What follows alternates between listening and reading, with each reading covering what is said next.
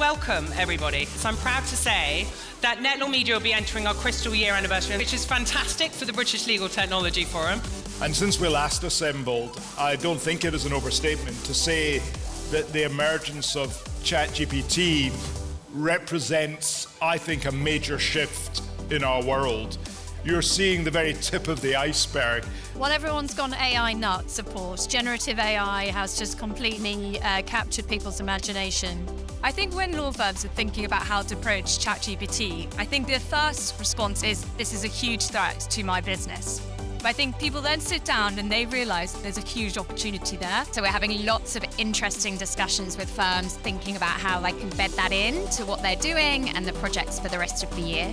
My prediction is that by 2030, I think generative AI will be doing a lot of the admin. But the other thing about AI is it won't replace humans overnight.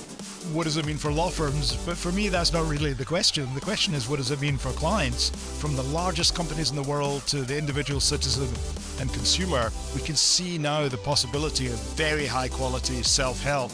And that is what has really caused this massive disruption. 100 million users on ChatGPT in 2 months. So this really is that moment that we've been building up to for quite some time. This new technology will come in. Your natural reaction, because we're all programmed to avoid dissonance, is to lean out.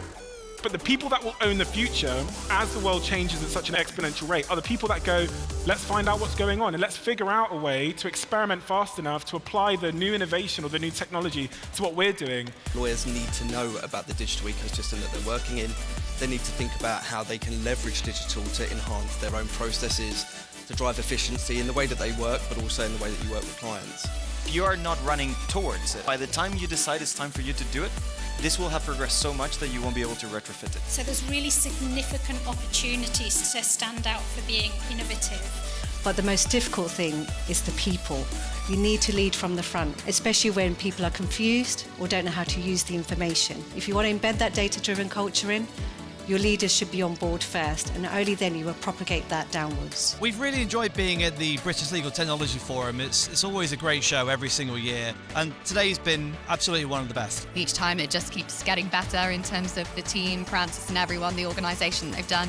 From start to finish, you just feel really well looked after. The atmosphere here is lively and people are enjoying themselves, and I think that's an important part of bringing people together. A lot of people are scared, a lot of people are fearful, as they were when the internet came around. But it's what you do with that feeling. Does it stifle you into intimidated paralysis? Or does it motivate you and your team to lean into the art of what's possible now? And that's what you need to be in these moments of disruption, which is totally focused on the opportunity that exponential change has created.